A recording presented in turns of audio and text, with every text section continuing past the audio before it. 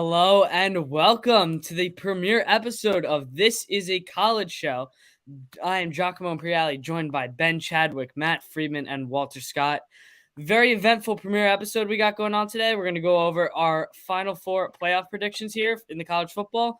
We're also going to go over some Heisman candidates, and I think a couple of us have some interesting takes we want to get to. So I think we're going to start off with our playoff predictions. Ben, you want to go first? Yeah, it's kind of tough, Jock. The top two, I think, are a given, guys. That there shouldn't be any discrepancy. It's Georgia and Ohio State. Can we all agree on that real quick? Yeah, No. 1,000%. Are you kidding me? All right, we'll get to that later. Whoa! Who disagreed? Let me get it out, and then we'll just start grilling the new guy. God. But I have a valid reason to disagree. I'm sure you do. Let me get it out, and then we'll start to hit on that. Georgia, Ohio State. Georgia's offense is actually looking incredible. Brock Bowers, the best tight end in the nation. Defense is unreal, as always. Stetson Bennett is him. He's that guy. He is awesome in that Georgia offense. Ohio State, I think they're going to win out the rest of the year. CJ Stroud, I have an interesting take on him a little bit later in the episode, but that offense is unreal, guys. They have, in my opinion, they have the top two wide receivers in the country, and the most talented wide receiver in the country is still out with injury, which is Jackson Smith-Njigba. That's my tip. I'm saying that right now Ohio State has the two best receivers currently playing, and then Continue. And then the most talented receiver in the country, Jackson Smith-Njigba, is yet to come back, but hopefully he will come back a little later.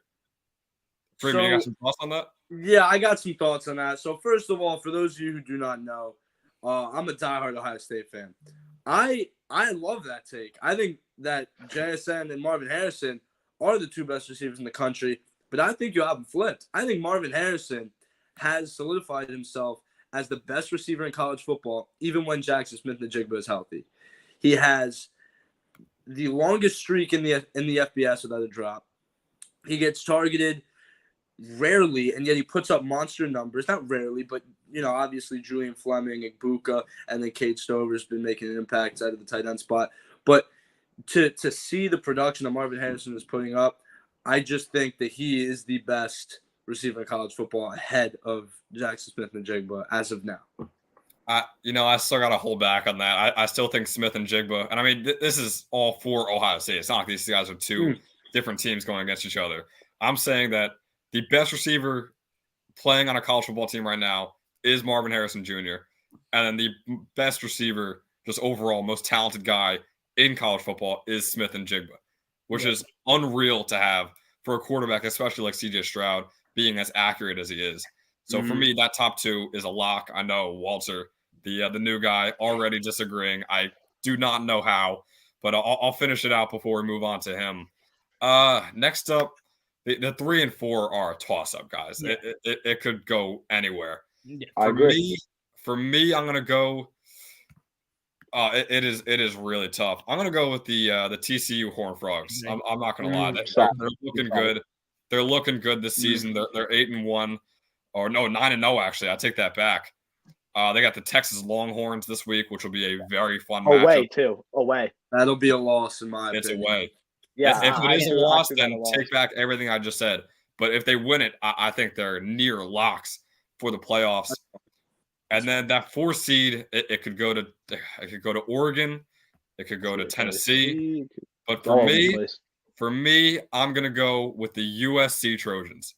Ooh, that's solid. That's where I'm going for the 4 spot. Caleb Williams might be the most talented quarterback in college football. I love that guy. Jordan Addison is incredible as a wide receiver one. So for me, that's going to be my top 4. Okay. I don't hate it. I don't hate it. I want to hear Matt's, because I know Matt's agreeing with Ben here in his top 2. We'll hear Matt's second 2, and then I want to hear Walter with his little discrepancy there. So yeah, so to kick off my top 4, as much of an Ohio State advocate I am, I'm going to go Georgia 1. I mean, they already have the utmost respect of the committee.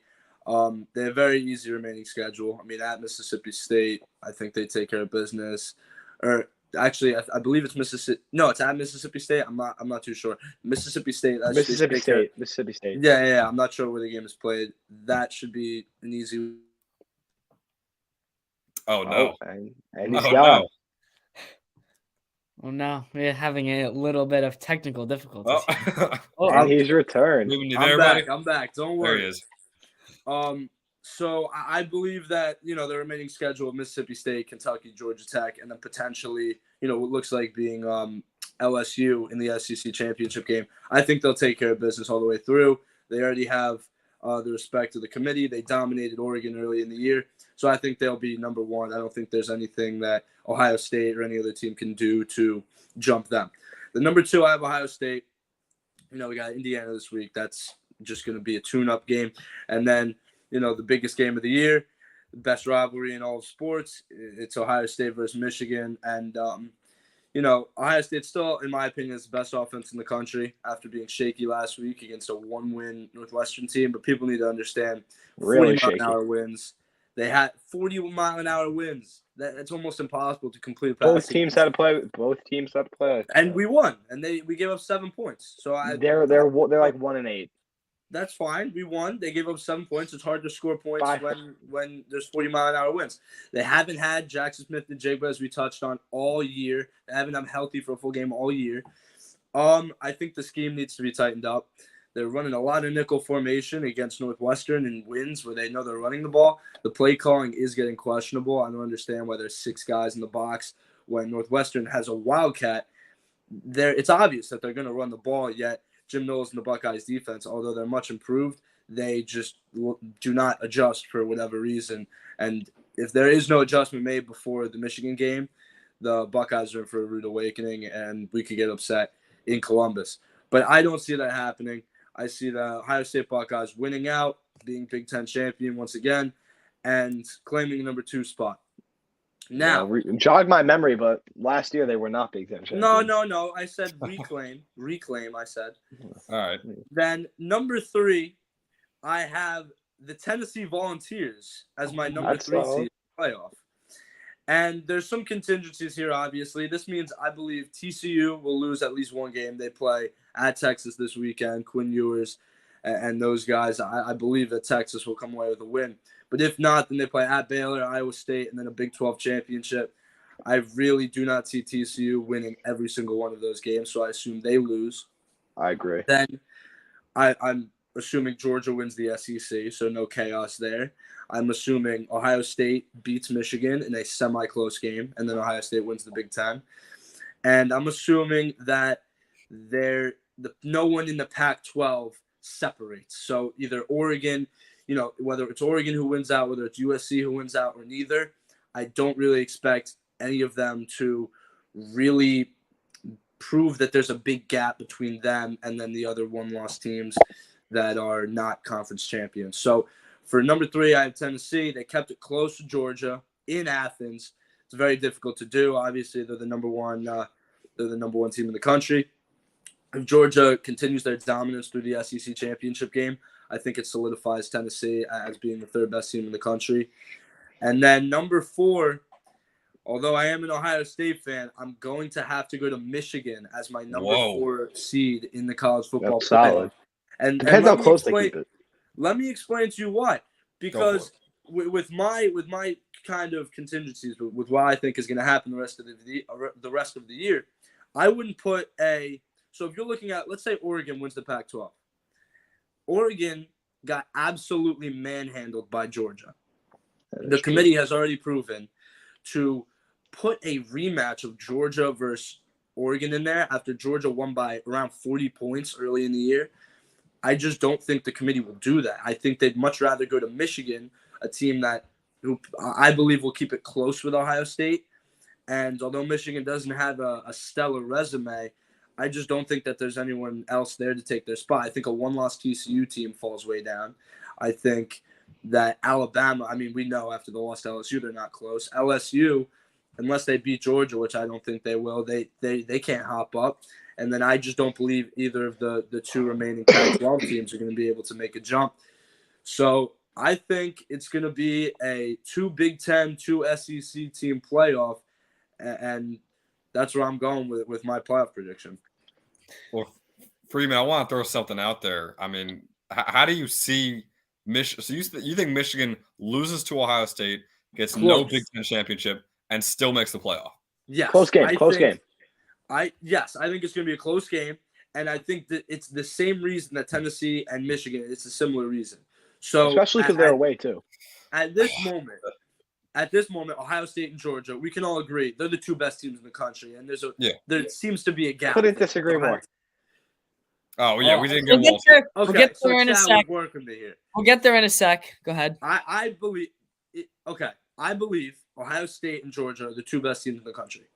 Fine. So Tennessee and Michigan will each only have one loss, and hypothetically, if Michigan were to lose close to Ohio State, which I believe will happen, then Michigan and Tennessee, their only loss are narrow losses in away games at Athens, Georgia, and in Columbus, Ohio. When you compare that to the resume of, a TCU team with one loss against Texas with no really signature wins on their slate, if you compare that to a USC team with a star-studded offense but a porous defense, I just don't see how you can have any of them jump Michigan or Tennessee into the playoff. I just think it's very tough to have like a one-loss TCU team or a one-loss Pac-12 champion team that doesn't make the playoffs, but a one-loss non-Big Ten champ team gets in over them. I think that's very tough to do. I think you just got to look at the caliber of teams in the Pac-12 versus the Big Ten and the SEC, I guess, because the SEC has the juggernaut. They have Georgia. Big Ten, they have the juggernaut, which I'm assuming to be whoever the Big Ten champion is. Oh, dude, there's all right, dude. There are 3 good teams in the Big Ten. Oh, that's a little ridiculous. Oh, dude, I'm wearing the Penn State jersey, and I don't think you can. Penn, yeah, I know. Penn State, Michigan, and Ohio State are the only 3 good teams. But those only 3 good teams are top 15 teams in the country. But you can't categorize them in the same category. You know what? Like, yeah, and you can't throw them. You can't compare the Big Ten to the SEC. Like, not even close.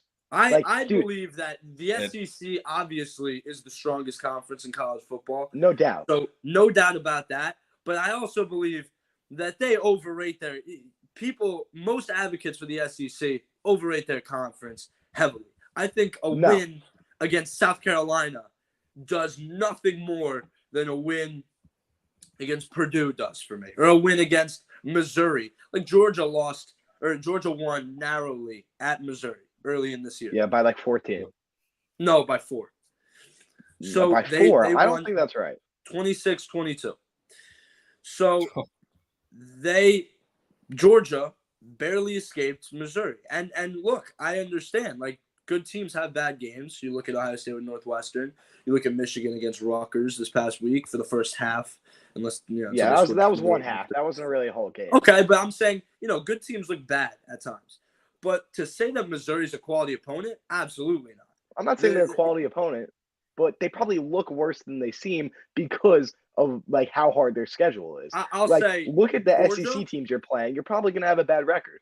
So, but how do you compare? See, like this is what gets me though. If you look at Alabama played at Texas. Texas didn't have their star quarterback for most of that game, and they only lost by 1 point against the bad Alabama team. It's supposed to be.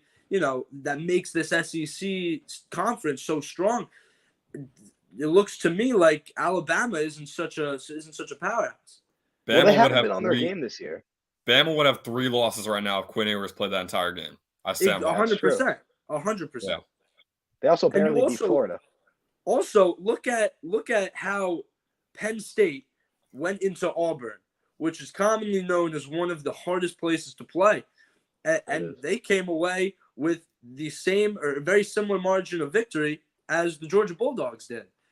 And so I just don't understand the whole, yes, the SEC is the best conference in college football. Bama, LSU, Georgia, Tennessee, their top end, better than anyone else's top end.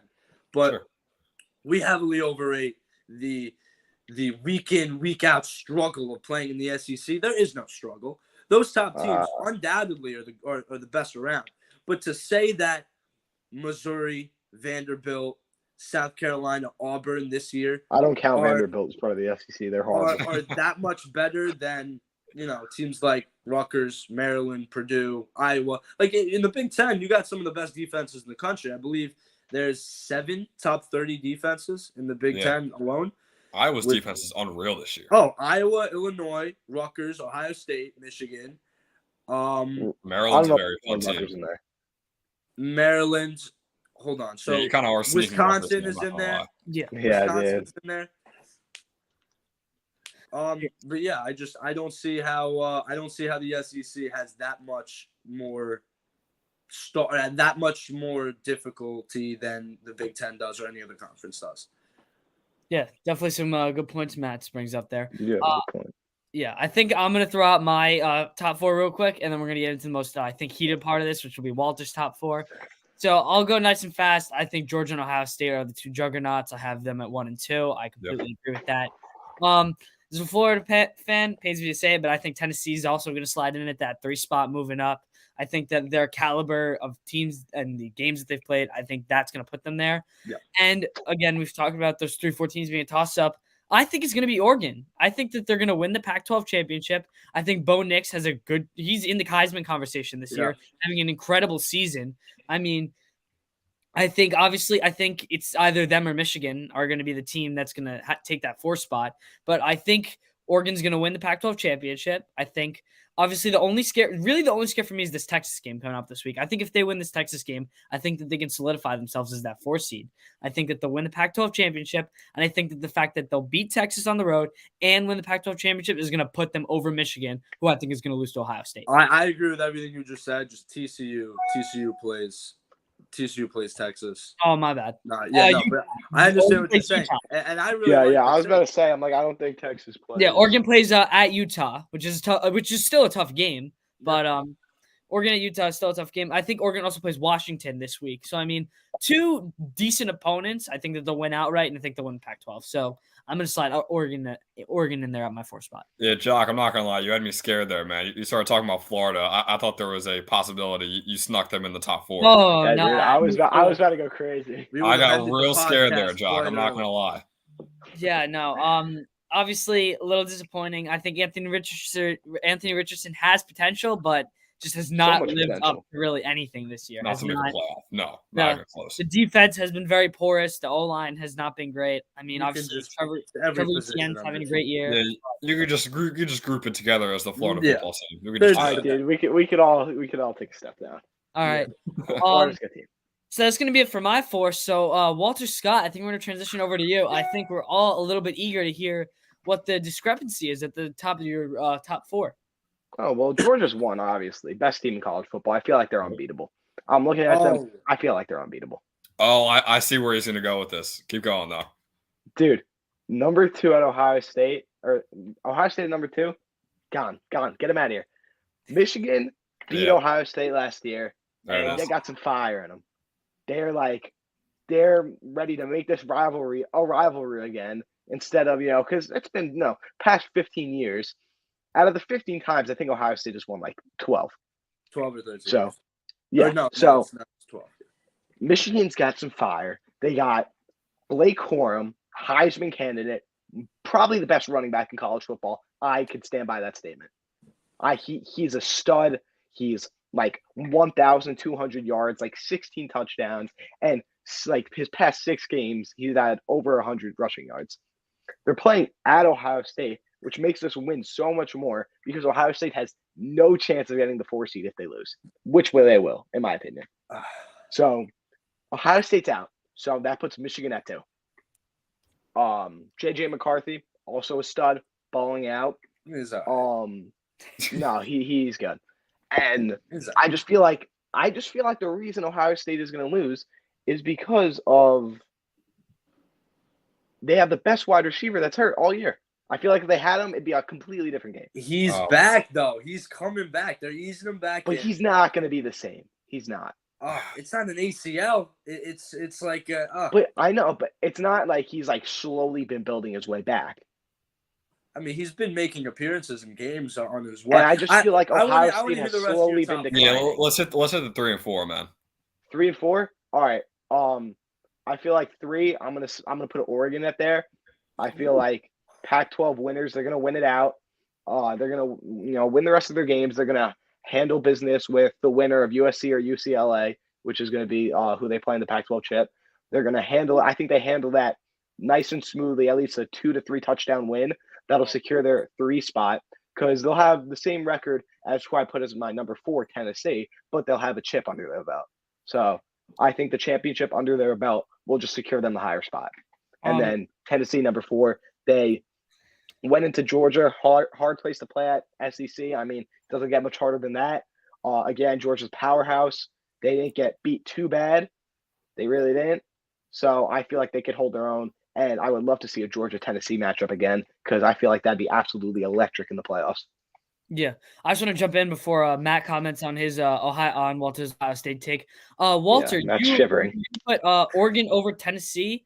I get the fact that Oregon's going to win. I agree. I think Oregon's going to win the Pac-12 championship.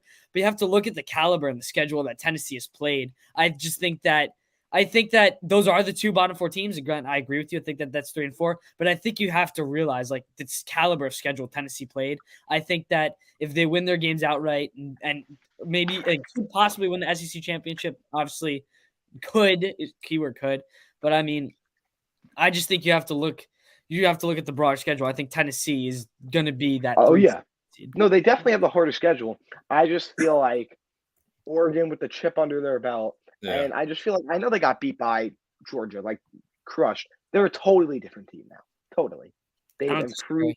Bo Nix has been so much better. Dude, 2,500 passing yards, 22 touchdowns, and almost 500 yards rushing and 13 touchdowns. That's a Heisman candidate. By the way, I got some more to say on him later. I absolutely love Bo Nix transferring in. No one thought he'd be able to do this because he wasn't so special at Auburn. He's insane. I completely agree with you. Matt, I know, wants to desperately get his stats ready to go on Ohio State. So, Matt, I'm going to head over to you here. Yeah, so, I don't have as much of a problem with this as everyone may have thought. I mean, obviously, based on my takes earlier, I believe Ohio State will beat Michigan. But there are some very, very hefty concerns about this Ohio State run defense. And, I mean, Michigan runs the ball every play. They got the best running back in the country, Blake Corum, 100%. I agree with you there. But, I mean, you just got to look. You have to assume Jackson Smith-Njigba will be back because he's been on. Or will he be the same? Yes, he will be the same. This isn't. I don't know. That's really hard to decide. It wasn't surgical. You have to understand. CJ Stroud is okay. I'll say this so we're all on the same page. He's a top 2 quarterback at minimum. He's top 2 quarterback in the country. I agree. The best group of receivers in the country. When it's all said and done, you could say that this is the best group of receivers that we've seen, including the LSU 2019 team, with how good Jackson Smith-Njigba. I don't know if they compare that much. Luka. I think purely in college, dude. I think he has a point. I think he has a point, and I feel like they're up there. I just don't know if they're up there with the Justin Jefferson, Jamar Chase era. They're definitely up there. To say, if you're going to tell me that you think LSU's group was better, okay, but they definitely belong in the same conversation. That's the thing, though. I think we're letting the Justin Jefferson NFL success get to us. Like, we're talking purely college. Yeah. Like Marvin Harrison. Did you see what they did to Oklahoma in that playoff game? All right, it was Oklahoma in the playoff game. Jackson Smith-Njigba. Do you see what Jackson Smith-Njigba did in the Rose Bowl? I mean, that's the best performance from a receiver in the past 25. And how did he do in the national championship? Oh wait. Okay, this isn't a team banter. This is how he played in a ball game. So Jackson Smith-Njigba will be back. Marvin Harrison Jr. will be back. Ibuka, Stover, Fleming. This is the most high-powered offense in the country. Travion Henderson will be back. Ohio State has missed him. Mayan Williams, so potentially Mayan and Travion will both be on the field at the same time, which Ohio State hasn't had the luxury of in the past couple games. Hopefully there's no 40-mile-an-hour wind so we can throw the ball. And I believe that Ohio State, as long as we corral the Michigan run game, at least contain it, they're going to run, and they're going to run well. If we contain it, then I believe that Ohio State will 100% beat Michigan. But I'm not necessarily mad at it because Ohio State really isn't proven too much with their ability to stop the run, and Michigan has ran the ball all over everybody. So I'm not necessarily mad at that. And I mean, guys, I feel like whoever wins this game is gonna be that three seed or that 2 seed. 2 seed, yeah. If Michigan wins this game, they're gonna be the 2 seed. Winner of this game is the 2 seed, no doubt. And Michigan, if they lose but keep it close, like Matt said, still has a chance to make the playoffs. Yeah, and if Michigan wins, Ohio State will keep it close. Like both teams, it's going to be an all-out battle. So I can't wait to watch it, honestly. Yeah. Me too. I feel like it's going to be probably game of the year in my opinion. Yeah, I was just about to say I can definitely back to that. It'll probably be game of the year because that Tennessee-Georgia game did not live up to all the hype. But yeah, I can definitely agree that will be the game of the year, and that is going to take us into transition, and we're going to go with some early Heisman predictions here. I think. Ben, you want to go first again here? I do want to go first, Jock. I want to make sure you guys know who this guy's name is, because I'm not even 100% sure every single one of you know this guy. Blake Corum, I think, is number 2 on my list for Heisman. I think he's unreal. Best running back in college football.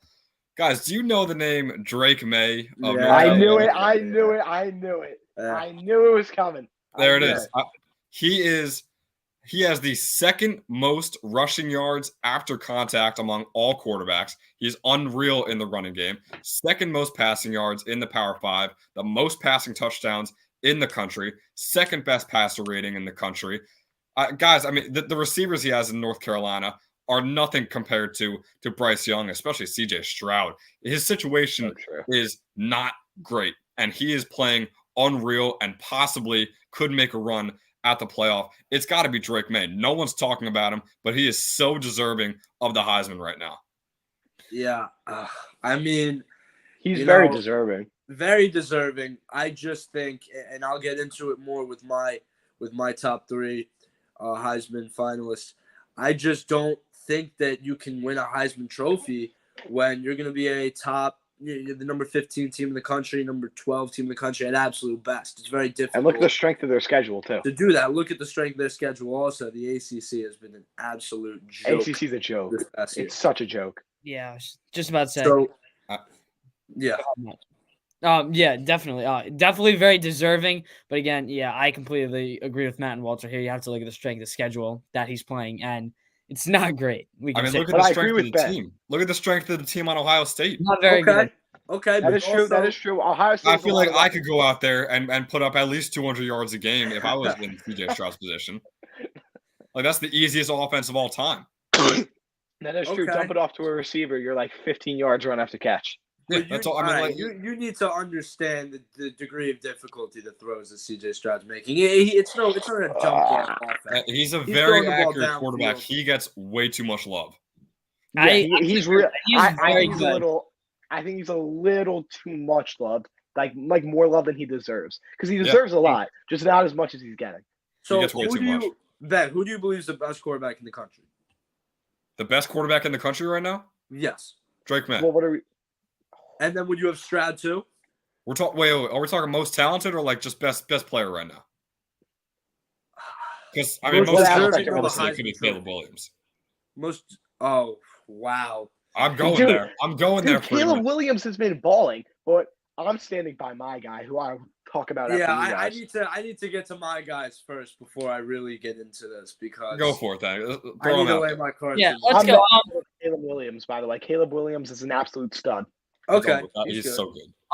I think Matt. We're gonna have Matt throw out his 3 here. I think we're really just concerned about this number 1 spot. So Matt, you want to go ahead here? Yeah. So at number 3, I have Blake Corum as well. I mean, Michigan's offense completely propelled by their running attack, and he is the best running back in the country. So, I'll give it to Blake Corum. If you compare his numbers to Derrick Henry and Mark Ingram when they won the Heisman Trophy over at Alabama, very, very, very similar. Unfortunately for him, there's 2 guys ahead of him. 1, Drake May. I 100% agree with you. Number 2 passer rating, number 1 in touchdowns. Yep. But he is not better than my guy C.J. Stroud. Ooh, yeah. I'm sorry. Shocker. Who saw that one? He's got the highest QBR in the country. He's got the highest QBR in the country. He was pulled early from 4 games this year. So total yards and total touchdowns, you can't really use those as. By the way, shows how easy Ohio State's schedule was if they're pulling their quarterback early. Oh, I'll tell you that they have played 6 top 30 defenses, not including the 40-mile-an-hour wind game against Northwestern. Dude. 40 Notre Dame, Toledo. You got to get a counter on the 40-mile-per-hour wind game. By the end of the regular season, they will have played 6 defenses that land in the top 30, and they played in a game where it's almost impossible to throw the ball. And he was taken out early against Rutgers, against Arkansas State, against Toledo. So he has not had the passing attempts nor the light schedule that Drake May has had. And it's a pretty light schedule. He still has the highest QBR in all of college football. And at the point of the year, up until when he started to get pulled out of games, he was leading the country in touchdown passes. And I think you'll see a little bit, himself insert. You'll see him insert himself back into that conversation or back into that top group of total yards and total touchdown passes, with this game against Indiana and then Michigan to follow. All right. Yeah. Walter, before you go, I'm just gonna throw out my top 3 real quick. I so badly. I just am surprised neither of you guys have Bo Nix in your top 3. I mean, dude. Okay. All right. Let's just steal my pick completely. Can I please? That's not my guy. Don't worry. That's not my guy. I still want to have him be my Heisman, but I can't. It has to be CJ Stroud. Walter, real quick. That's a terrible pick. That's what I'm talking about. I agree with Matt completely. Highest QBR in the nation. Again, Ohio State could possibly win the championship. So could Oregon, but I just think you look at the year CJ's had. I think CJ is definitely the Heisman this year. I could have the same year. Throw me out there in Columbus, please. Walter. By the way, Bo Nix is not my pick, by the way. He's just the biggest sleeper. I feel like everyone's sleeping on him. I mean, 5, dude. For a reason. Right, 69 rushing. I'm with you, Freeman. 457 yards, 13 touchdowns, 22 passing touchdowns. So that's 35 overall touchdowns and 2,500 passing yards with a completion rate of like 73%. Yeah, this guy's been incredible. Just transferred in from Auburn. Everyone thought he was going to be nothing. Brings Oregon. They're going to win out the rest of their games. One-loss team. They're going to probably win. I believe they're going to win the Pac-12 championship. They're going to go to the playoffs. And I just think he's not getting enough love. I really don't. You look at the defenses he's played, though. The Pac-12, pretty much zero comp. Washington's defense, not very good. You look at USC's defense. We already touched on their offense. USC's defense is horrible. They'd be one of the best teams in the country. The Pac-12, notorious for having really. Speaking of that, Caleb Williams also slept on. But again, it's really bad defense. It's really bad. I'll move up to my Utah defense. So, based on my playoff prediction, since I had Michigan beating Ohio State, that's gonna cause me to throw CJ Stroud at 2 because I believe the decision. I believe the decision is it's gonna be based upon who wins the Ohio State Michigan game, and me thinking Michigan's gonna win puts Blake Corum at an obvious number 1 choice. Let's go. I love that. Dude, wow. Blake Corum. I mean, yeah, we see running back talent all the time from Alabama. Like we see Najee Harris doing bum in the NFL right now. But we see running back talent from Alabama most of the time in college football. I believe Blake Corum is one of the best we've seen in a while. He is so good. He carries Michigan, not carries, because JJ McCarthy. No, he carries them. He does. Offensive line and Blake Corum. But he's going to be the factor in why Michigan wins this Ohio State game because Ohio State is going to do everything they can to change up their defense to stop Blake Corum, which is going to allow JJ McCarthy to get some passing yards. And real quick, Michigan will have to change up their defense for Ohio State's passing game. Yeah. Oh, they absolutely will. Because it's really hard to stop CJ Stroud. Yeah. But I just feel like Blake Corum, because the running defense, as you know, for Ohio State, not too good. Really not too good. You heard it from Matt, diehard Ohio State fan. It's been bad the last couple of weeks. It's been really shaky. And when you have a shaky running defense against the best running back in college football, I just feel like you're not winning that game. That's just me. But Blake Corum, put him at number 1, lock it in. Dude, I love that pick too because obviously we know the NFL MVP is always just quarterback because they take it quarterback after quarterback after quarterback with value. Heisman, the description is the most outstanding player in college football. I mean, if we want to go by that, I'm all over Blake Corum winning it. And if we want to just strictly stick by that, I think he would be my number 1 too. So I'm okay with Walter's take, actually. But on the contingency that if Michigan beats Ohio State, assuming Blake Corum has a big game, then I'm okay. I'm okay with giving the Heisman to Blake Corum or Drake May. But if Ohio State shows up and puts a number on Michigan, CJ Stroud is the Heisman Trophy winner. I agree. No, I think it's going to be based off who wins that game. That's fair. That I can get behind 1,000%. I think what me and Walter are doing is like who deserves it. But if we're all being honest, CJ Stroud is gonna win it. I mean, 100%. I don't think he's gonna. I think it's gonna be winner of that game. And if Ohio State wins it, CJ Stroud's gonna win it, no doubt. But who deserves it the most? Blake Corum has put on a show nobody expected to see. Everybody expected CJ Stroud. I couldn't agree more. Let's be real. From the beginning of the season, when preseason rankings and all this came out, everyone's like, watch out for CJ Stroud. Watch him. But I feel like the names that have popped up today, like Caleb Williams, Bo Nix, Drake May, Blake Corum especially, I just feel like no one expected these players to win, and I just feel like they deserve it. It's so fun not seeing Bama and Georgia and Ohio State up at the top, even though Stroud is. But it's so fun seeing UNC and Michigan, guys like that. I love it. I love it. Can we mention the absolute collapse of the Heisman hype for Will Anderson? I mean, what happened to him? Oh, dude, that collapsed so early. It was crazy. But wow, he was a very popular pick to win the Heisman early on this year for Alabama.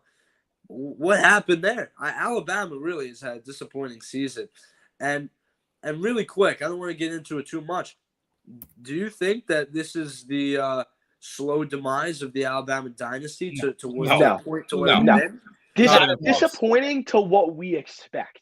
Yeah. All right. See, that's what I'm saying. A 9-2 season is not, especially look at the losses they had. Number 7 LSU and Tennessee. They're making the top 10 teams. They're making the top 6. If I'm an Alabama fan, I am in absolute shambles. You lost so am I. But that doesn't mean Death Valley, and you lost in Neyland, and these are two teams that you have had your way against for a very long period of time in recent history. They have not had their way against LSU for the past 6 years. For the past 6 years, where's it been? Dude, they've had their way against everyone, if we're being honest. They've had their way against everyone. We're talking about Bama. I mean, you look at them, they're undefeated to about 50% of the time they're undefeated going into the end of the year. I'm pretty sure Joe Burrow played them 3 times when he was there. 2 or 3 times. I don't know if I'm correct. And he won every time. I believe Joe Burrow had one stellar season at LSU and beat Alabama that 1 year. And I think he went 1-1 against them, I believe. But neither here nor there. I just have never seen an Alabama team with this poor quality of the little things. This team's getting penalized more than any other Alabama team in the past 10 years. And it's not Nick Saban-like. Their skill positions out wide, really not Alabama-esque. There's no Amari Cooper. There's no Julio Jones. There's no Devontae Smith. There's no Jalen Waddle. There's no any of these guys. Henry Ruggs. You're looking at very poor skill positions. I mean, Jimmy, like, I don't know if this Alabama team is going to go back to the perennial powerhouse, the perennial 12-0 national championship team like we've seen in the past. I disagree. I feel like they're going to have this bad year, but dude, it's Alabama. As long as they have Nick Saban as head coach, he's bringing in the powerhouse recruits every year. Bryce Young, remember, he's not even a senior. He's a junior. Like, he's got all next year. He's got the off season. He's going to be working. He's gone. He's gone, you said? He's going to the NFL. It's either him or I think they're both gone. They're both top 5 picks. There's no use. I don't think Bryce Young wants to leave with the way he ended the season because he knows he can do so much better. No, you got to look at yourself like a business, though, because Bryce Young signs a deal. He's making way over $10 million a year for 4 years guaranteed. The minute he declares to the NFL, so I mean that's financial stability. Saban won't let him come back. Yeah, I still don't think cares about his players too much that he just won't let Bryce Young come back. That is true. He wants his players to succeed all around. But yeah. I just don't think this is not. I don't agree with what you're saying. Like this isn't not going to be the demise of Alabama. When I say demise, I don't mean they're going to fall to be a poor team. I'm just saying that they're going to be not necessarily 12-0 is their exception anymore. With the uprise of Georgia, with the uprise of LSU, and I just don't see Alabama being able to walk over everybody like they have in recent years.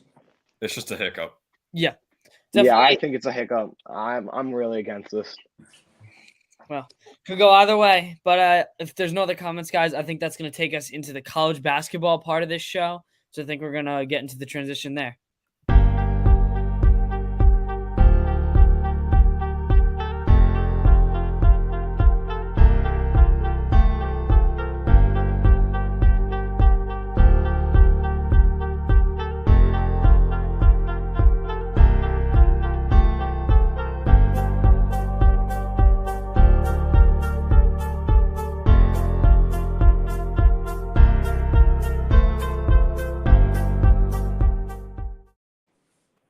And just like that, we are right back for the college basketball portion of today's episode. Once again, it is me, Ben Chadwick, Giacomo Imperiale, Walter Scott, and Matt Friedman. And guys, the season just tipped off just a couple days ago, I think. So we are very fresh into the season. So I think we can get a little bit of a preview going here. So why don't we start it off with some sleeper teams? So Jock, I'll start with you. Some of your top sleeper teams heading into the season this year. Yeah, I got a couple of interesting looks here. Obviously, I am a big Florida fan. They're my number one. Grandfather went there, other family connections. Walter as well, both big Florida guys. I'm going to start it off with them. I think that they're a big sleeper team going into this year. Coach on the rise to look out for. Coach Todd Golden coming in for Mike White, already doing a spectacular job. We've seen the culture he's starting to create there. He's a great recruiting class coming in next year. And then we've seen these guys. Colin Castleton has been one of the better centers in college basketball. And along with Kyle Lofton, who just transferred out of St. Bonaventure, who was the heart and soul of that team. I mean, he's already having a great season the first game. Already put up 22 points in that game. I mean, already had a great game. I think that this is definitely a team that can go decently far, not being biased, maybe a little bit of bias, I guess, but definitely an interesting look at a team there. It's a little biased. Maybe just a little, but I think they're definitely a big sleeper team. My biggest sleeper team of the year, though, I'm gonna go San Diego State here. San Diego State made the tournament last year, was not expected, and I think they'll do it again this year. The guy is Darren Trammell, having another great year. Again, in the first game, balled out. They're 1-0. They're playing in another weak Mountain West division. I think that they'll punch their ticket just by that either way. But I think that they are a very good all-around team, play great defense. I think that they are very interesting look going into the tournament. And I'm going to throw out one more. I think it's a lot of people's dark horse, Final Four teams, but it's for a reason, and it's the TCU Horned Frogs. TCU, again, great year last year. No one expected that out of them. Again, their guys, Mike Miles Jr., one of the top, probably the best junior in the country. I can get into that a little bit more. In my opinion, he's one of the most valuable juniors in all the country. He's a stud, great 3-and-D team, could just take down these powerhouses. And we've seen it in the tournament last year. They can make these runs with just the game, the type of basketball that they've played. Walter? Yeah, I'd like to build off that. My sleeper team, number one, TCU. Mike Miles, probably one of the best point guards in college basketball. Their projected starting lineup and who they started for their first game, all returning from the team. So a lot of chemistry there. Not really like many new guys they need. And 3 players in their starting lineup average 10 plus points. And Mike Miles is dealing the ball left and right. Absolute stud. Really changes the game for TCU. Going to bring them real far this year.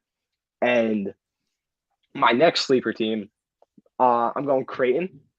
I love that. I feel like I'm really liking Creighton this year. The Blue Jays, they make the tournament almost every year, but this year, I feel like this year's their year. They have 4 players averaging more than 10 points a game.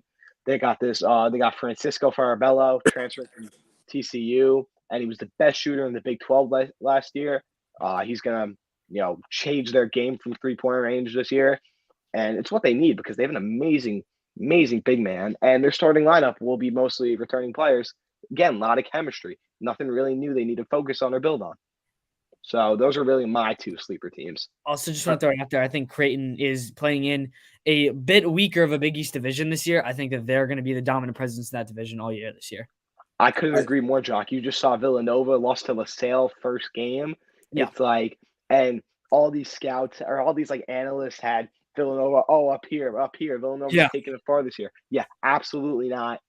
Weak Big East, Seton Hall. I mean, they're nothing special. They'll be okay, but Creighton will be the dominant presence all year. I feel like Creighton will dominate the Big East this year and will go far in the tournament. So I want to take it a step further. I want to say that Creighton belongs in that top caliber teams in the country. I agree with you. Experience. I couldn't agree more, Matt. I think running the Big East is an understatement. I believe they belong in the same conversation as the Kentuckys, as the Houstons, as the Gonzagas, as the UNCs. When it comes, I personally put them above Kentucky. I listed the top 4 teams in the country according to the AP poll, and I think that they're a better team than Kentucky going into this year.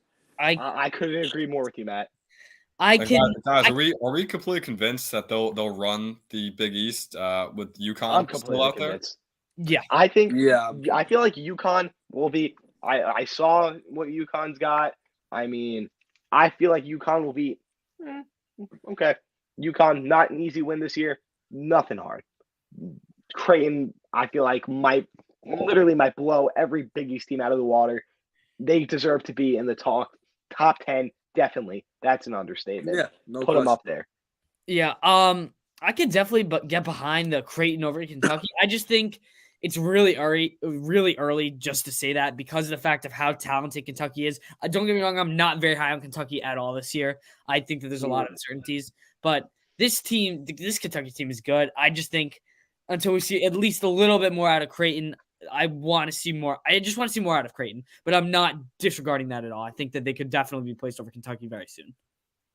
Yeah, so Freeman, how about a couple sleeper teams from you? Yeah, so I'll kick it off. I'm going to start with a team that's led by a player that should be in the Wooden Award conversation this year.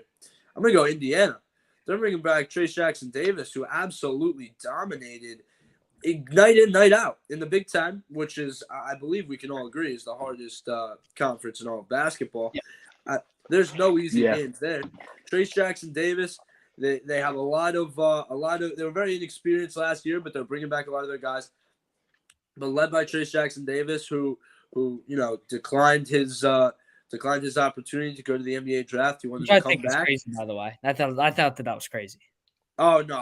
His stock. He definitely needs to prove a little bit more in his game to translate to the NBA. So I don't think it was very crazy, but I think Indiana. I mean, the big players win you big games, and Indiana's got one of the best players in the country. So I'm gonna go with Trayce Jackson-Davis. I also agree with Creighton, but I'll skip over them. I'll talk about my Buckeyes. Now I don't believe. Oh my God! No. The Big Ten is so good. The Big Ten is so good, and you're gonna say Ohio State's no. Dude, I feel like Ohio State is gonna struggle to compete with Illinois, who also lost. I completely agree. Explain to me how. Explain to me how that is an awful. I haven't even made a take yet. I just brought up Ohio State. Dude, you bring up Ohio State. That's you basically saying Ohio State, you're going to run the Big Ten. The number 2 team in the now I've never said any of that. Go ahead and make your take then, Fred. Fine. Let him make his take. Make a take. Let's get a take. I believe that they by the end of this year they can sneak into being they'll 100% be a tournament team, and with the caliber of the Big Ten, I believe playing in a big conference in college basketball with the amount of games that you play, and how you play multiple teams, you play at their place, you play at home, and it's very difficult to win on the road in big time conferences. I believe Ohio State can sneak into the top 25 by the end of the year. Tanner Holden absolutely exploded for Wright State last year in the playing games, and he was 20 point per game scorer. He dropped 36 in the. Then again, we're talking about Wright State. Say again. Then again, we're talking about Wright State. Yeah. You're also talking about a guy who dropped 36. He's one of the top returning players in the country. He's easily. All right, dude. Throw me on like South Dakota, East Dakota State. I'm dropping 36 per game too. It's like this is just negative knowledge. I just don't understand. I feel like this. Yeah. I feel like this take's really biased.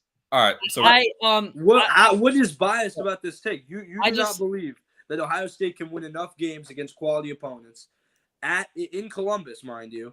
Like we've all seen how difficult it is to win games on the road in college basketball. Duke went into Ohio State, lost. Ohio State has beaten Michigan, who's been a perennial top team in the country. I mean, we've seen Ohio State rise to a top 5 team in the country in the past 2 years. That's not going to happen this year. Do not get me wrong. But Chris Holtmann has the number 8 recruiting class and number 5 recruiting class in the past 2 years that he finally gets to work with, plus Justice Sueing. They did lose EJ Liddell, Malachi Branham to the draft, but you're returning some key pieces. You're returning Zed Key. They worked really well in the transfer portal, getting several key players. I think they have the experience. They have the coaching. It's not crazy to say that they can sneak in to the top 25 by the end of this year.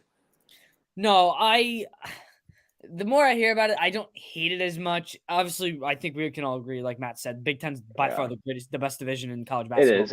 It's the hardest one to play. Easily, yeah. Yep. And the one thing that I agree with Matt on is that it is so difficult to win games in Columbus. We've seen the atmosphere it is at Ohio State. It does get electric in the games. Maybe they get 20s in the top. Maybe they get in the 20s. Well, that's my take. So you can't hate. Like, yeah, I don't hate it. The more I hear it, I don't hate it. I just feel like when it comes down to tournament play, because they could sneak in the 20s by the end of the season. Just about to get there. Let me get there first. So Ohio State, I think, is another first round exit. I'll say it right now. Like, I just don't. First round's pushing it a little, I think. We're getting real way ahead of ourselves because we're talking about first round exit. Ohio State's played 2 games this year against Robert Morris and Charleston Southern. We're so early on in the year to predict what happens, by the end of the regular season. You can't be telling me that the team's gonna be a first round exit like now. You don't know the matchup. You don't know how they play throughout this year. I just think this is the same Ohio State team, but I just think that they're. It's not the same Ohio State team. They've had. It got worse. They lost their best player. They lost EJ Liddell. But you cannot tell me that it's is the true. same Ohio State team. It's not the same team, but they definitely did not improve by much. And if they're going to repeat the season they had last year, I know. So they're probably going to be the same, not the same Ohio State team, but the mindset Ohio State has, their history in the tournament. I mean, it's usually a 9 or 10 seed, 8 or 9 seed, second or third round exit. They never do anything. They never perform. They never do anything special in the tournament. I'm not trying to get ahead of ourselves here, but I just feel like if we base it off their past, they're not doing anything special. If we're basing it off their past, and we're looking at the early 2010s, that part, I don't know. All right, dude, you're rewinding like 11 years. You're talking about what past? You're talking about the past year? Past like 5-6 years. Do we need to bring up Oral Roberts? Is that like? Do you want me to bring up Oral Roberts? Kentucky and St. Peter's? Are they all of a sudden not a quality? Hold on. Are they all of a sudden not a quality team in the tournament because they lost to St. Peter's? They are. No, they definitely are. I'm not basing it off of Oral Roberts. I'm just I just don't understand. Can Giacomo answer the Oral Roberts? Like, what does that contribute to the? Yeah, I was not bringing up Oral Roberts at all. I was just solely basing it off of the past. I think you lose your argument when you bring up the past. Though it's a completely different team. You can't. Yeah, but you literally know that they didn't improve. At their peak last year, they're a top 5 team in the country. At their peak last year, is a top 5 team in the country.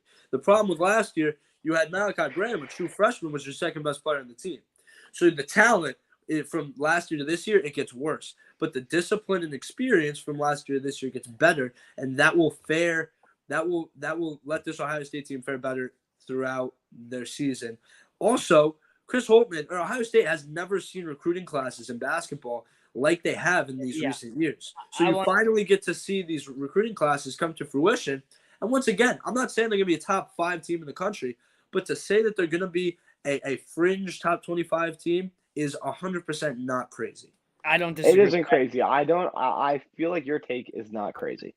I agree with that. It's not by far not out of the question. I mean, I was just about to say the one thing I can definitely get behind is that Ohio State recruiting class is loaded. I mean, one of the best recruiting classes in the country. Stat class. Yeah. What a great stat class. So it's not absurd to say that Ohio State could sneak into the top 25. I can get behind that. I do want to kind of gauge where you kind of see Ohio State in the Big Ten this year. So are we talking top 3, top 4? Where are we having this year? I think top 3 and top 4 are really pushing it. Okay, all right, that's fair then. I'm fine with that. No, I'm not a fake. I don't show fake optimism. I'll tell you how I see it. I think Illinois and Ohio State, very similar teams. I think Ohio State, if I'm being optimistic, can hop Illinois. They both lose a lot of talent. I think Ohio State brought in more from the transfer portal. I already spoke on Indiana. I think Indiana, obviously a better team. I think Michigan is a better team because they have Hunter Dickinson, who's a proven player. Mm-hmm. I think Michigan State is being way too slept on.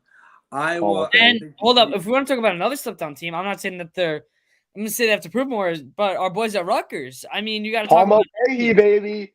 Rutgers is going to be good again this year. I mean, obviously they lost Joe Baker, Ron Harper, but they're not going to be a bad team this year. They'll be a tough game, especially going into the RAC. I mean, that's another tough team that you could say, if Rutgers plays up to their potential, they could be right on the same tier as Ohio State there too. And if they have a great year for their expectations, yeah. I mean, we can say that about everyone. They did lose some talent. You can say that about everybody.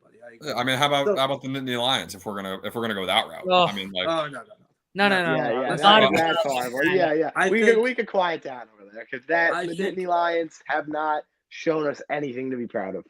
I think although the Hawkeyes have lost a lot of talent from last year, I think Fran McCaffrey gets those guys ready to go, and I think that they definitely could be on the same tier as Ohio State. So I think at best, Ohio State could be a top 3, top 4 team in the Big Ten. Yeah. At worst, that's fair.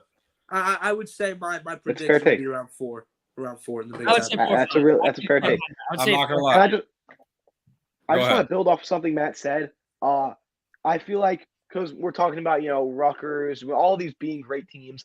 I mean, they might not even end up with great records, but they're just not easy teams to beat, and that's what makes the Big Ten so hard. It's that like when you do beat them by 8 or 9 points, it's not like you went out and beat a horrible like Tulane team. It's like you went out and beat a solid Big Ten team that may not finish with the best record, may not get an amazing season in the tournament, may not finish top 5 in the Big Ten, but they weren't an easy team to beat. Well, hold on one second. Pair Ohio State's really tough, and I believe that the Big Ten does get a lot of respect. I think that they value playing in the Big Ten when it comes to the selection committee.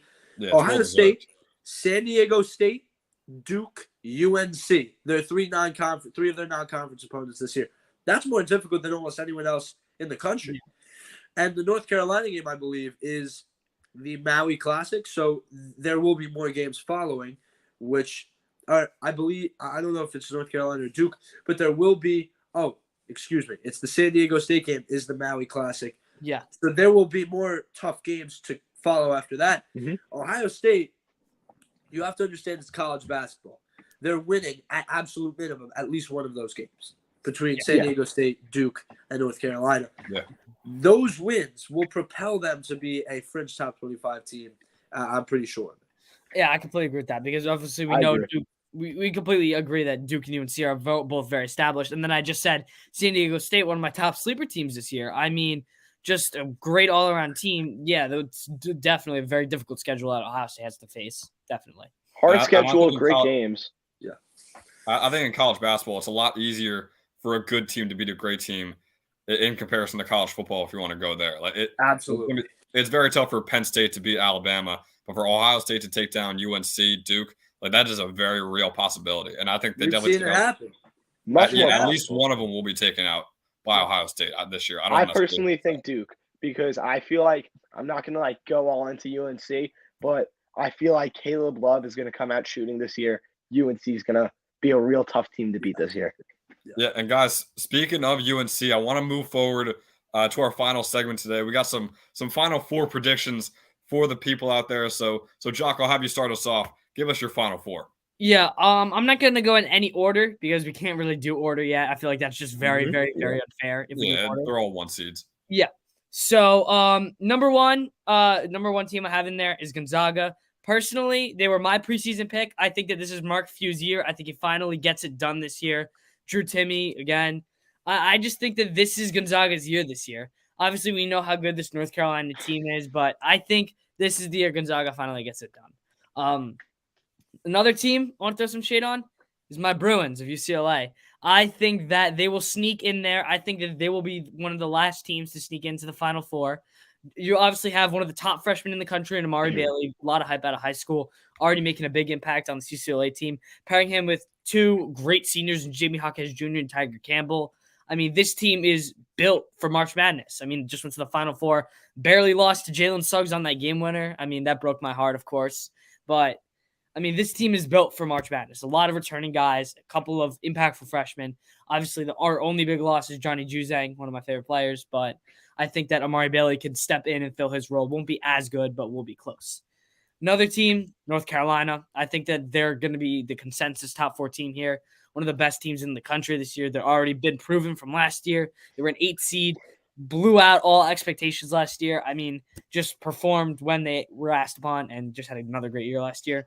And with my 4th, this is where I get tricky. I think that those are really my 3, but I want to say Houston. I like this Houston team a lot this year, but I'm going to have to go Kansas. I think Kansas is so proven. I love Kansas's team this year. I just love the structure of how this Kansas team is built this year. I think that obviously losing Azubuike was not the greatest thing in the world, but I mean, I think if you guys want to debate me that Kansas should be taken out and put Houston in there, completely agree with you. I love this Houston team this year, but I like Kansas. I really just like Kansas this year. I can't. Right. I want to build off Jock, so I'd like to say my 4 next. Go for it.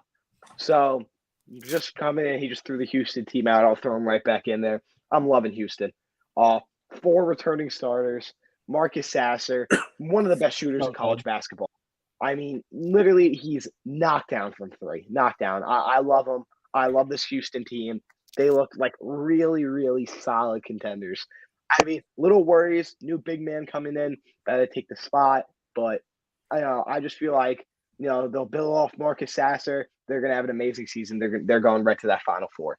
Next, I'm going to throw UNC in there. Powerhouse, Caleb Love, going to be a star. Pete Nance replacing Brady Manick, but Pete Nance is going to ball out. 4 starters returning. So much chemistry.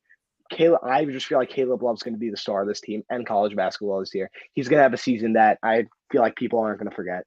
Awesome. There's 2. Another team I'm throwing in there, Creighton. I love them. I love them too much to not throw them in there. They're my sleeper team. I feel like it's going to be tough for them to make it in. But I would replace them with Gonzaga. Oh my God, that is awful. That may be how is that awful? That may be top 1 worst takes of the year. Dude, Gonzaga's got a new freshman point guard. All right, you got Drew Timme. What has Drew Timme by himself gotten you? He's gotten you a trip to the Final Four. Has he won you a natty yet? No, he hasn't. All right, they've been close. They've been there every year, and they didn't. Doesn't matter if you've been close. This is pretty much the same exact team, except for Jalen Suggs, who's already been gone for a while. New freshman point guard, point guard is big. It's not like it's a shooting guard or small forward. It's a point guard. He is gonna be he's gonna be what everyone looks at. Besides Drew Timme, of course, star. Obviously, don't think I love Drew Timme. Think he's amazing. You also got Malachi Smith, transferred from Chattanooga, who averaged 20 points at Chattanooga. Amazing Adam, but it's Chattanooga. I just feel like me throwing out Gonzaga is not a horrible take, and I'm throwing them out. I'm not putting them in my Final Four. They lose Nembhard and Chet Holmgren, and you expect just nothing to happen.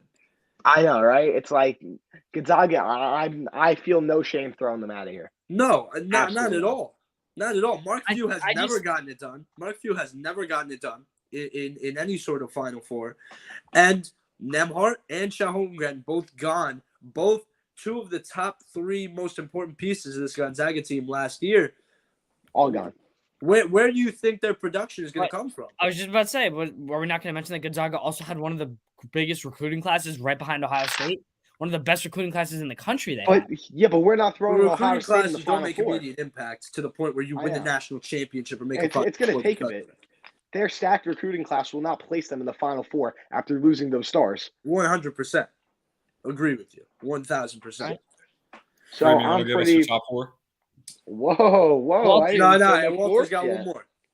Go for it. I'll just cut right to the chase. I love UCLA. Nah. I mean, I love Kansas, but no. I just feel like Turney powerhouse. They've been building. They'll continue to build. They lost a couple stars. Baylor. Oh. You're going to have to heavily disagree with Baylor. I'll throw my top four out there real quick. And I think part of your issue, the hat's gone. I think part of both of your issues. Doc is breaking down. Dude, he heard UCLA's gone and he's like crying. No, not even that. The fact that you're gonna put Baylor in there over Gonzaga. Whoa! Tell me why Gonzaga is a top 4 team in the country. They have very little experience. They lost 2 of their 3 key players last year, and Mark Few has never gotten it done in the Final Four. But have they not always been close? This is Final Four. This is not saying that. But they haven't. They failed to reach the Final Four year in, year out. They have these great expectations. They're near undefeated going in, and then they get bounced in the Elite 8. They get bounced in the Sweet 16. I mean, again, I could just be very high on them in the preseason. That could just be me. I mean, I could be making. I think it is, to be honest with you. Yeah, I couldn't agree more. Again, it's game 1, so I'm willing to shake things up very, very soon. But I think that Mark Few is a great coach, but has not been there, like you said, has not gotten it done. I think that he will get it done eventually. I think he has chances this year. Obviously, with still Drew Timme having another year left. Great recruiting class. They have a lot of key bench players from last year from that Gonzaga team are still on that team. So there is still some chemistry there. But again, I could just be overrating them a little bit. Yeah, I just don't think key bench players do it. Doc, I want you to stick with it, man. If you're picking Gonzaga, you're picking Gonzaga. I don't want any conceding to these guys right now. Again, can we write this down? Can we write this down in a notebook? I think Gonzaga's like 2 and we'll clip it. Yeah, can we write this down? We'll clip it. Gonzaga has 500 and barely makes the tournament. But not as much that. I think that the more blasphemous take is that he's putting Baylor in there over UCLA. Now, I'm not saying UCLA is a definite Final Four team. They are much better than Baylor, if we're being honest here. UCLA is a much more proven team. Only lost 1 player. Baylor lost a lot of talent. Obviously, still has some talent, but UCLA is the much better team than Baylor. It's just so early. It's so early that if I want to go with who I think will be a powerhouse in the tournament, I think Baylor. That's just who I think. I could be wrong. I could be wrong. And win a couple games, but they're not Final Four. We just started college. They have something that Gonzaga does not. They have a ring. Gonzaga has never gotten it done. They are a powerhouse. I think Baylor, like last year's Baylor, reminded me of like the Georgia of college football. They were big, they were strong, they went out there, they took it, they won. I just feel like that type of culture carries over year to year. It really does. That is a fundamental, especially with the fan base. Yes, in Waco, it gets electric in Waco. Yeah. So that's just who I'm sticking with. I could be wrong. I could be. But yeah, I mean, I'll bet money that none of us are going to be right for 4. Yeah. And I believe that's what both of your problems are. These are very chalk picks. I believe every single team that was picked for both of you lie inside the top 10 in the AP poll right now. And, if you've watched March Madness before, that rarely happens where that's Madness, the case. Baby. So I'm going to go with UNC. I believe they are the team that's built for March. I'm going to go with Houston. I think Sasser, just this team's loaded. They've been held back from injuries the past couple of years. This is finally when they got all the Infinity Stones together, if you will. And now it's time. They could be an early national championship pick for me. I like that. Then I'm going to go to Creighton. I like that a lot, too. We're 3 for 3 right now. I'm going to go with Creighton. I'm locked in with Walter. And this is where I'll switch it up. And this is where the darling of the dance will come into play. I think Trace Jackson Davis will lead Indiana to the last Final Four spot. Dude, and I'm telling you, that's not bad. That is not a bad take. I was strongly considering it. I considered that. I considered Arkansas as well. Yes, 1,000%. Like I'm fine with that take. Dude, that 4th spot, it's really going to be a toss-up. I mean, it's really who wants it more. Yeah, I know. It's going to be – I would be surprised if one of us goes 2 for 4. But I know. This is just how March works. I wanted to spice things up a little bit. I took a team that was very underrated going into this year. They have, in my opinion, what could be the best player in college basketball. Could be the Wooden Award winner for this year. So the big time players carry teams in March, and I believe Indiana has the personnel to do that. I like that. I don't hate it at all. I don't hate it, but again, it's in such a great Big Ten conference. So I mean, they are the best team in the Big Ten. They're the best team in the Big Ten. That's the thing, so though. Yeah, if they're the best team in the best conference, it's hard to argue against. I hear you. Yeah, it really is. I don't hate it at all. I don't hate it at all. All right. Well, are you against it, or you like? No. Yeah, dude, I swear. You went against them, and you're like, no, I don't hate it, but I'm not gonna sit here and debate that. No, I'm not. I just want to throw out Matt. You finished your 4, correct? Yes. I just wanted to throw out a just one more sleeper team that I think could be another dark horse Final Four team is the Texas Longhorns. Currently not ranked in the top 10. Have Tyrese Hunter, great all around team, great defense. Right outside the top 10. What's up? I believe they're. Yeah, 12. They're 12 or 13. Yeah, they're 12. I feel like a 12 team Texas team too, because it's a team that's got a lot of history. I feel like they're not as big as a sleeper as we expect them to be. I mean, Marcus Carr is one of the best guards in the Big 12. He really is. I could definitely see them. Making some noise. But if you want to talk about, you're bringing up how strong the Big 10 conference is as a rebuttal for Indiana. Let's take a look at the Big 12. Oh, they're Big 12 is just Kansas, Big 12 is Baylor? right. Big 12 is right under the Big 10. Super hard. For sure. TCU you throw in there. So, I mean, you want to talk about conference. I would put TCU ahead of Texas. And also Texas Tech's in there. I'm very high on Texas Tech this year. They're just bottom of the where would you throw Texas Tech in the Big 12? What do you mean? So I would put them behind TCU, Texas, Kansas, Baylor. So maybe around 5th or 6th.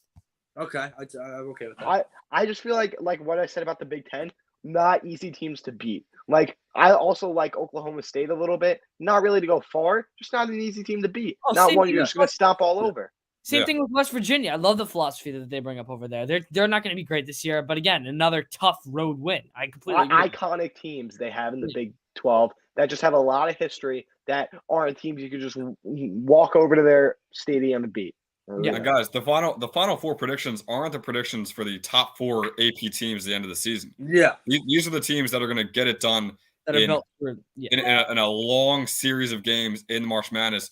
And I mean, Big 10, Big 12, it's an iron sharpens iron type of thing, and I think that's what helps these teams, and that's why they have such a much better shot at the Final Four than other teams like Gonzaga, who just doesn't play anyone.